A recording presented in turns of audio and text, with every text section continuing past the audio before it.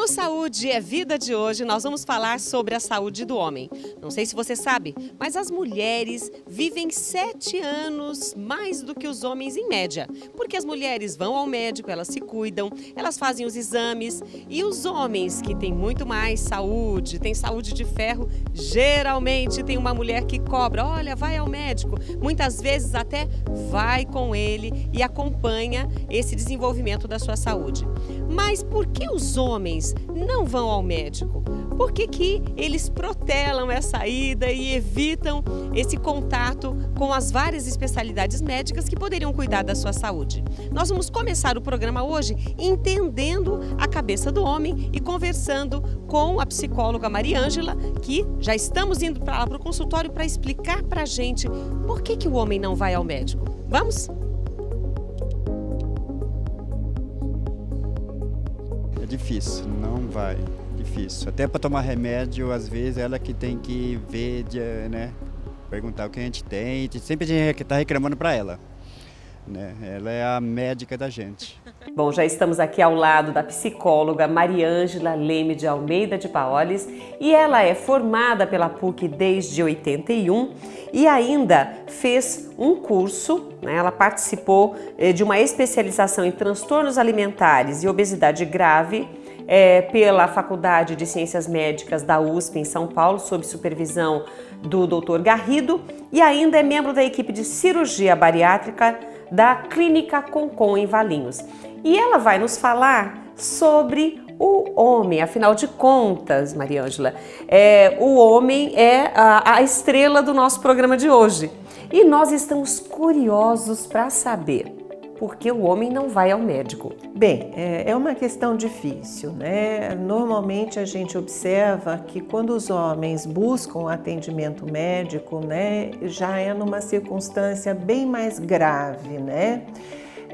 Normalmente quando já existe uma dor aguda, né, uma incapacitação pelo trabalho, né, o homem não está conseguindo ter a rotina adequada, né, então, ou quando alguém, no caso a figura feminina, ou a mãe, ou a irmã, ou a esposa, tá, o incentiva a buscar esse atendimento. Então, na verdade, o homem, né, ele tem dificuldades, tá, em mostrar, né, seria um sinal de fragilidade, às vezes até de impotência, né, diante da vida, se ele reclamar de alguma coisa. Pode acontecer do homem desejar cuidar mais da sua saúde sem a interferência feminina? Poderia acontecer. Ele pode buscar auxílio e existe todo um trabalho nesse sentido, né, do psicólogo mesmo na clínica particular, individual, na clínica que eu trabalho com obesidade e também da saúde pública,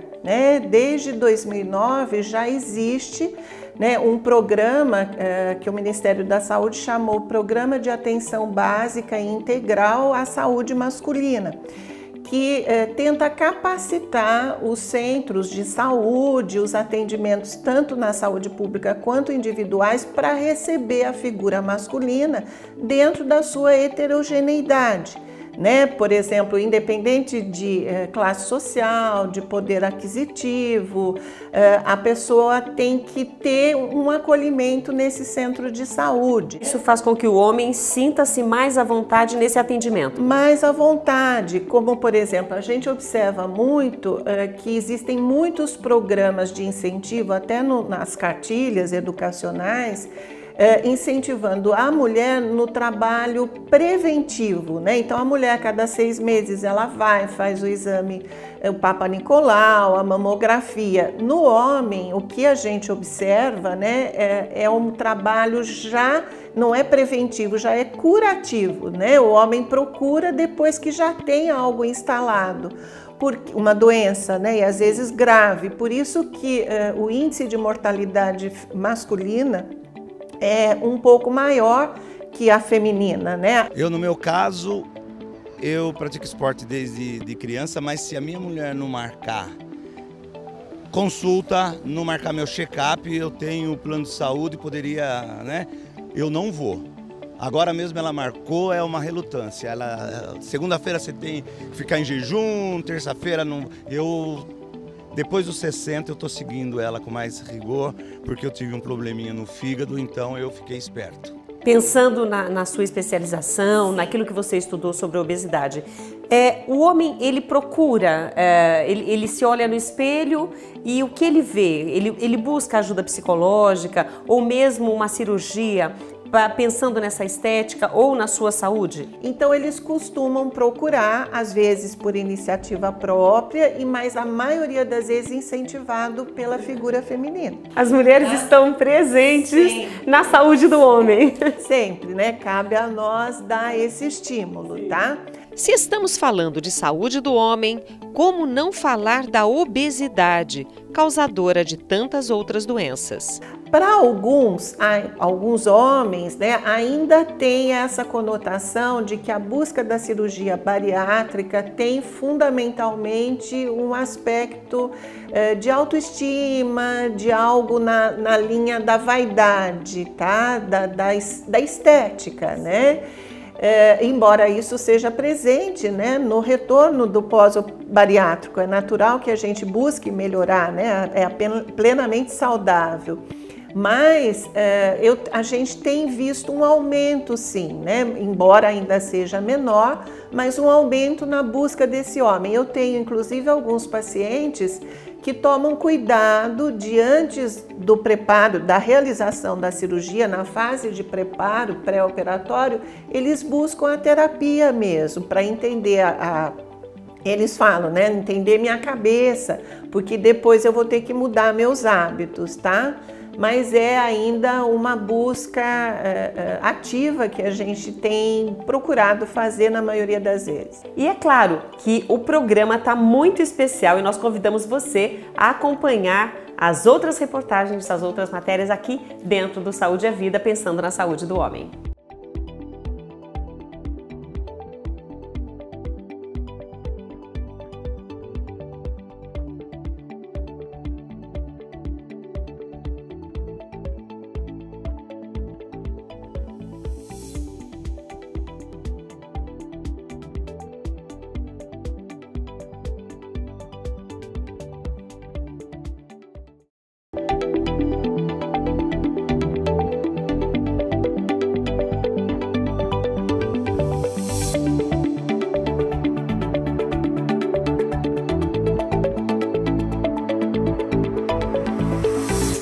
Bom, a nossa proposta de hoje no programa é conscientizar você, homem que está assistindo, a que busque as especialidades médicas dentro daquilo que é a sua saúde ou aquilo que você acha que você precisa, e geralmente um médico indica uma outra especialidade caso ele encontre algo que precise ser investigado. Então, o mais importante é que os homens se cuidem mais da sua saúde e as mulheres continuem aí incentivando os homens a cuidar da sua saúde. Sim, agora tem, né, vários trabalhos nesse sentido, inclusive embasados pelo Ministério da Saúde, mas é algo que eu acho que todo profissional dessa área da saúde, né, tem que estar voltado para esse acolhimento, né, para tentar conscientizar um pouco mais da importância do trabalho preventivo, né? E a gente observa, às vezes, na mídia, né, a mídia de grande alcance, novelas e outros, como, às vezes, no Facebook, algumas brincadeiras que acabam desensibilizando essa resistência, né? Como o exame, né, para avaliar o câncer de próstata, é um exame muito importante, simples, né? Hoje em dia já tem uma acessibilidade maior, uma aceitação. Então, eu acho muito importante nesse sentido, né, que a gente também consiga acolher. É mais difícil, muito mais difícil. É muito mais difícil, a menos que o cara não tenha uma mulher.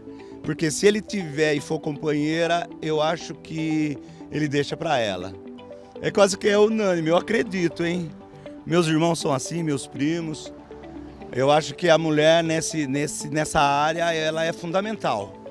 Eu acredito que a mulher é fundamental com todos os afazeres do dia a dia dela, né? Porque a mulher às vezes trabalha, filho, leva na escola, tudo. Minha esposa é assim. E marca para mim meu check-up, essa semana eu tenho, inclusive. Já fez um ano. Para falar sobre a saúde do homem, também procuramos um urologista. Dr. Ricardo Miaoka.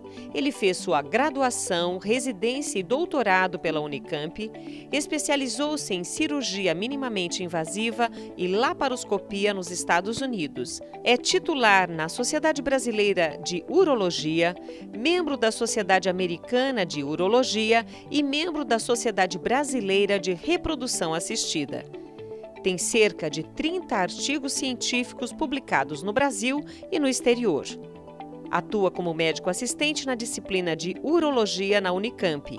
E para este especialista em saúde do homem, que perguntamos: quais as doenças mais comuns nos homens? Bem, dentro do campo de urologia, as doenças mais comuns que acometem os homens são as doenças relacionadas à próstata. Isso inclui tanto o câncer de próstata, que é um tumor comum nos homens a partir de 45, 50 anos, como a hiperplasia benigna da próstata, que não é um fator relacionado, não é um fator de risco para desenvolver câncer, ela simplesmente acomete o mesmo órgão, mas é uma condição onde a próstata vai crescendo e ela pode levar à manifestação de distúrbios miccionais. Então, isso ocorre também nessa mesma faixa etária, de 45 a 50 anos. Além das doenças da próstata, as doenças relacionadas à sexualidade, então disfunção erétil, perda de libido, ejaculação precoce, são questões que também nessa faixa etária, a partir de 50, 60 anos, começam a incomodar boa parte dos homens e tem tratamento, todas têm tratamento, mas às vezes o homem se sente um pouco ainda inibido para procurar ajuda porque são uma questão sensível em relação à privacidade dele.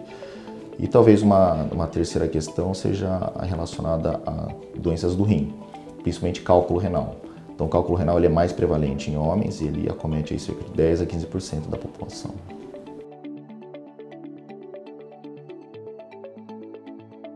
Certamente, o câncer de próstata é a doença mais preocupante.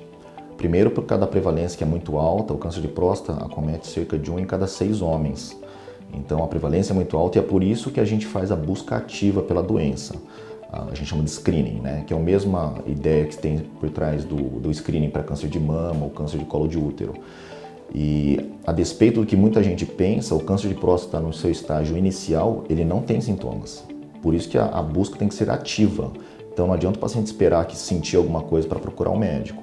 Então, essa busca ativa é feita através de exame físico, que é o famoso toque retal, e através de um exame de sangue, que é um marcador tumoral, que a gente chama de PSA, que é o antígeno prostático específico.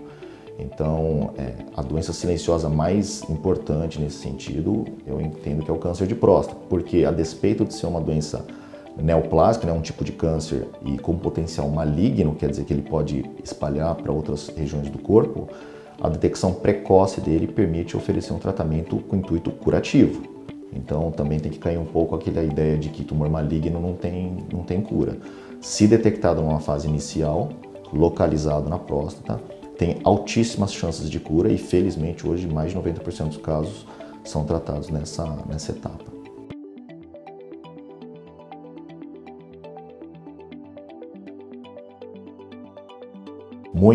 O principal fator de risco, na verdade, para você ter uma doença tipo câncer de próstata, é você ter um parente de primeiro grau acometido, né? Pai, ou irmão, tio. Isso, na verdade, vale para a maioria das doenças, né? Cálculo renal, por exemplo, pedra nos rins, também segue essa lógica. Então, quem tem pais que tiveram problemas de cálculo renal apresentam mais chance de desenvolver a doença também. Além disso, tem que se ter uma responsabilidade de afastar a existência de doenças tipo câncer de próstata, numa situação no qual é proscrito, né, proibido fazer a reposição hormonal se a doença está ativa. A recomendação atual que se tem na Sociedade Brasileira de Urologia é que o homem sem fator de risco, ou seja, que não tem um parente próximo acometido pela doença, possa iniciar seu screening a partir dos 50 anos. Se ele tiver um parente acometido ou se ele tem ascendência negra, que tem mais predisposição a ter o câncer de próstata, a gente recomenda que comece a visita ao urologista para esse fim com 45 anos de idade. Hoje em dia, há uma recomendação mundial para a gente fazer uma individualização do segmento desses pacientes. A gente saiu de uma fase da medicina onde a gente tentava padronizar tudo e encaixar os pacientes no padrão. Agora há uma recomendação para que se individualize esse segmento. Então, se o paciente é de muito baixo risco, se ele tem exames extremamente normais, Esse screening pode ser feito até bianual ou trianual. Pacientes que têm maior risco ou que a gente entende que os exames já colocam ele numa situação onde ele tem mais chance de desenvolver a doença, esses pacientes devem ser seguidos pelo menos anualmente.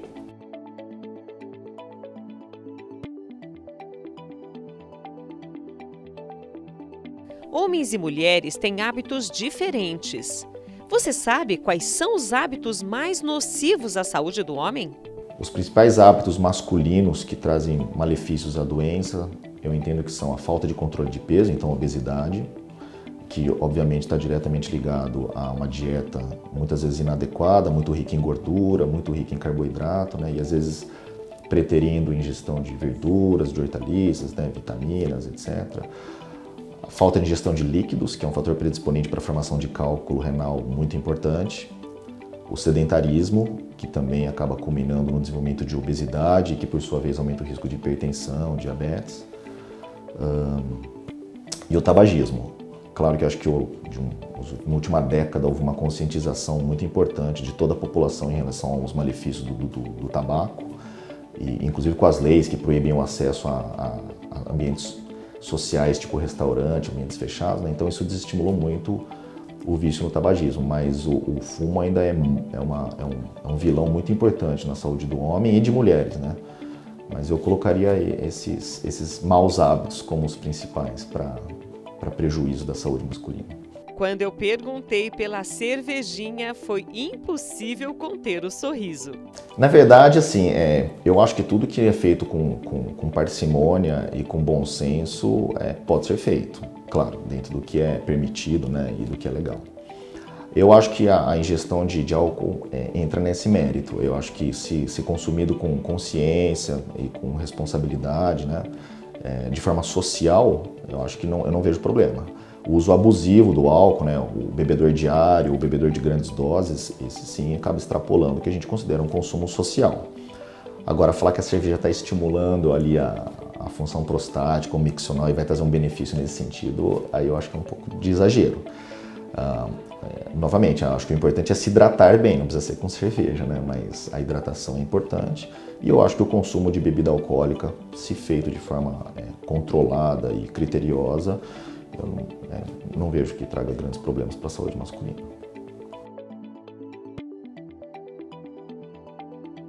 É um fenômeno mundial, tem se propagado muito essa ideia do anti-aging. Ninguém quer envelhecer e todo mundo busca uma fórmula mágica para isso. E a mídia às vezes ajuda a propagar essa ideia de que o uso de hormônio precoce ajuda a desacelerar o envelhecimento. Isso não é bem verdade. A reposição hormonal tem que ser muito criteriosa e, inclusive, se mal feita, pode trazer riscos sérios à saúde. Então, o que eu disse em termos de ser muito criterioso é porque se você começa uma reposição hormonal no homem, a priori ela vai ser por tempo indefinido. Então, quanto mais cedo você começa, mais cedo o homem vai ficar dependente dessa reposição. Então, essa é a minha preocupação. Eu vejo com uma certa frequência homens que vêm ao consultório, que às vezes já iniciaram reposição com outro profissional, mas homens de 40, 45 anos de idade, quer dizer, que buscam melhorar o seu vigor físico, entendeu? E às custas de reposição hormonal que muitas vezes é super indicada.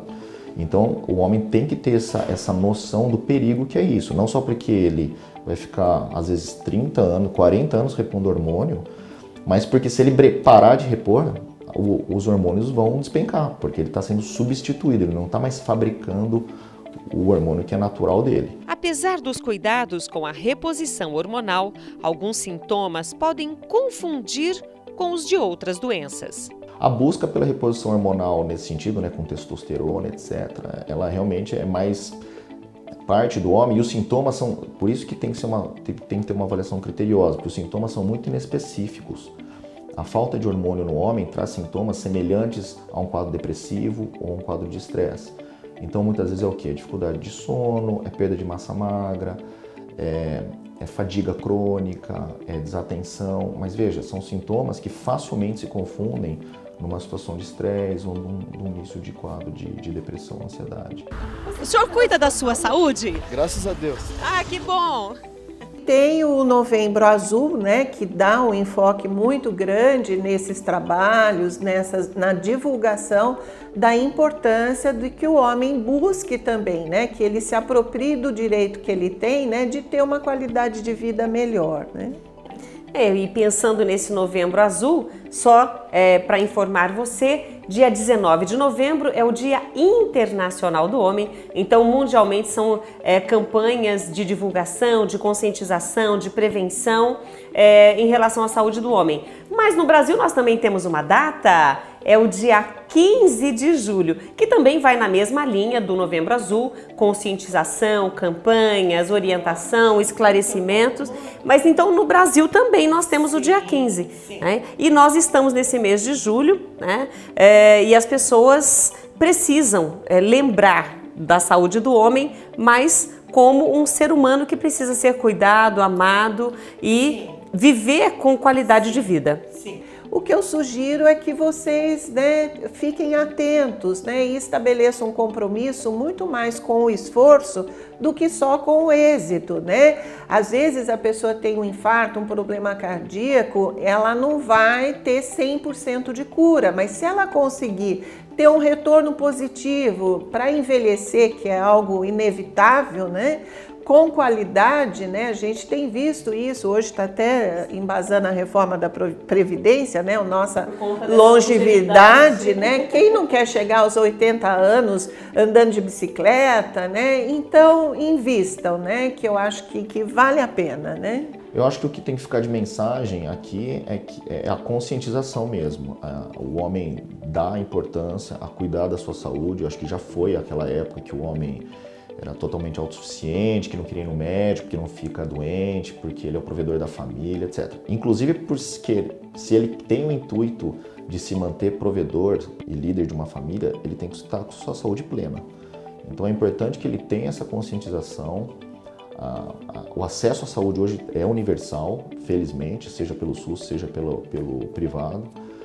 Então ele tem que se preocupar, ele tem que saber que o corpo está sujeito a desenvolver doenças e que o diagnóstico precoce dessas doenças vai permitir não só um tratamento adequado, curativo, ou que seja só um controle e fazer a manutenção da saúde. Não precisa esperar ficar doente, fazer a manutenção da saúde, que as mulheres fazem muito bem desde idade jovem, mas que o homem tem essa conscientização de procurar o médico e frequentar o médico e não ficar com medo de ir no médico.